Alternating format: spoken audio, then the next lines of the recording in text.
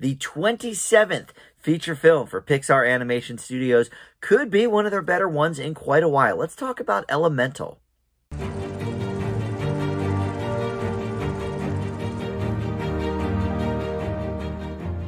Hey guys, Dan here. This is Dan Reviews It. Welcome to my spoiler-free review for the new film Elemental. This is in theaters right now, and last year Pixar returned to movie theaters with Lightyear, which was met with a bit of a tepid response. I enjoyed it very much, actually, but in any event, that was the first Pixar theatrical movie in a while. For quite a bit after COVID, Disney just put all of the Pixar stuff on Disney Plus, to get, I guess, some engagement with the streaming service and get some eyeballs on there. So Soul and Luca and Turning Red, all of those went direct to Disney Plus. So it's nice to be in a theater again. There were a lot of kids in my theater, and yeah, they were talking during the movie and whatever, but I don't know. It brings me sort of joy with that theatrical experience.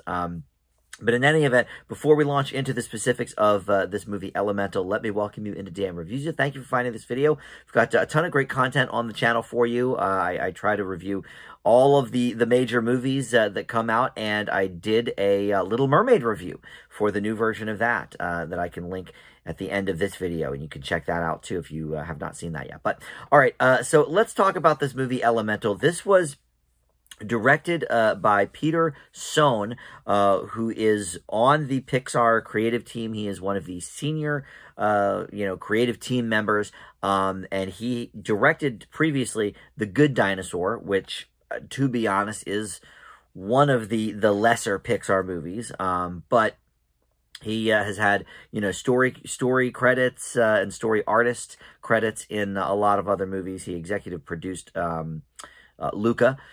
And maybe his greatest contribution yet to Pixar is that he voiced Socks the cat in Lightyear. So you may know him from that, but he directed this. And this basically is in a world where the different elements of nature have, their own sort of worlds and personalities and stuff. And so we focus here on fire and water. The other two elements are sort of, in this universe as well. We don't spend near enough time with them, I didn't think.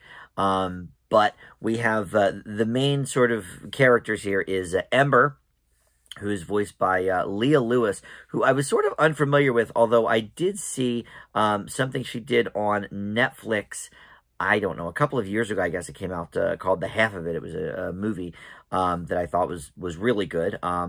And then she basically falls for this dude, Wade Ripple, who is voiced by someone I'm not familiar with at all, Mamadou Athie. He voices Wade, and they sort of meet and fall in love after Wade comes to Ember's father's business after a plumbing accident, and he is voiced, the father, by Del Carmen.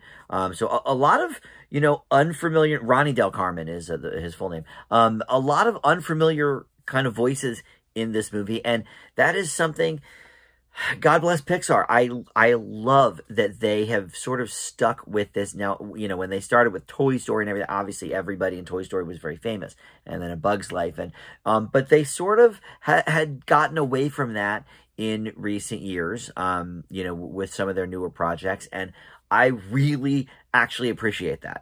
There was a time when, cartoons, animated films, whatever, had voice actors doing the work, and maybe these people are not necessarily voice actors. Leah Lewis is an actress, but she's not an A-list star. She's not a known name.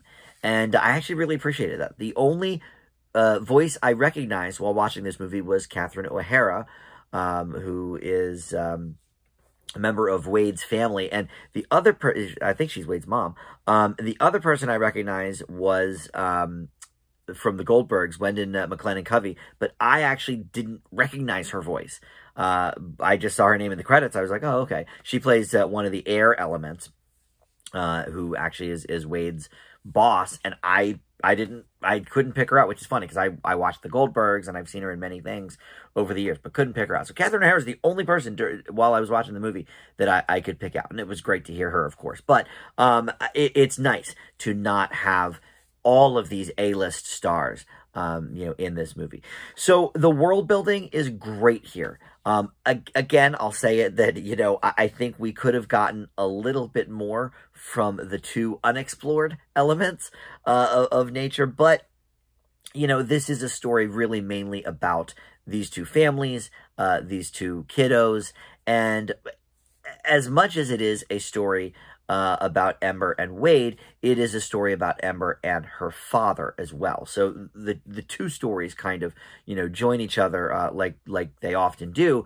But I think that maybe is the more interesting of the two stories. And look, the stuff with her and Wade is great.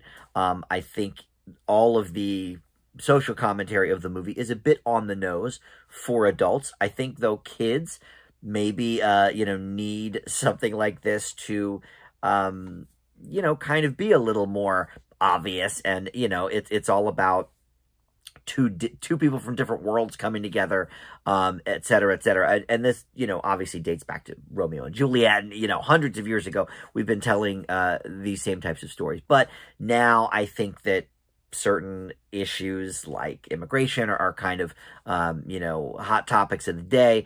It is good for some of these messages to kind of be given to the kids watching these movies. As an adult watching, I thought maybe it was a little obvious, a little on the nose. But I think you'll get this sometimes in kids' movies. But the world building is really, really cool here. Pixar has always been great at world building, whether it's the Monsters universe or, the Toy Story, obviously, universe has many layers. But this one was very, very cool to see. Visually, it was very interesting. I'm not sure that all of the rules of the world made sense particularly, but I liked a lot of the ideas that were presented here by the world. And the romance stuff was, pretty nice. I can't think of Pixar really doing a lot of kind of romance type movies, right? Mostly it's, I don't know, if like Finding Nemo, there's no romance in that. And the Monsters, movies, there's no romance really in those movies. A little bit with, Mike and the receptionist gal, but yeah, so that part was kind of nice. It was a bit conventional, yeah. But it's not something that we necessarily have seen much of in a Pixar movie. So that was kind of interesting in its own right. So look, overall, I think this is a very good, but not great Pixar movie. I mentioned up at the top that it may be one of the better ones recently. I did not particularly care that much for some of the recent output, Turning Red, Onward, Luca. Not that they were bad. They are not bad movies. I've only given one negative grade to a Pixar, and that is Cars 2. There have been a couple that have been a little bit sort of on that bubble that I've given maybe B minuses to, which would be Cars 3 and The Good Dinosaur. But everything else is at least, kind of a B. That's what I gave Onward. That's what I gave Turning Red. I think Luca as well. So this one is a little bit above those. I'm not sure it's as good as Lightyear. It's definitely not as good as Soul. That is one of the recent ones that I loved from the Pixar universe. But this one, very good for all the reasons I've stated. And the voice work, I didn't really talk much about it, but it's pretty good.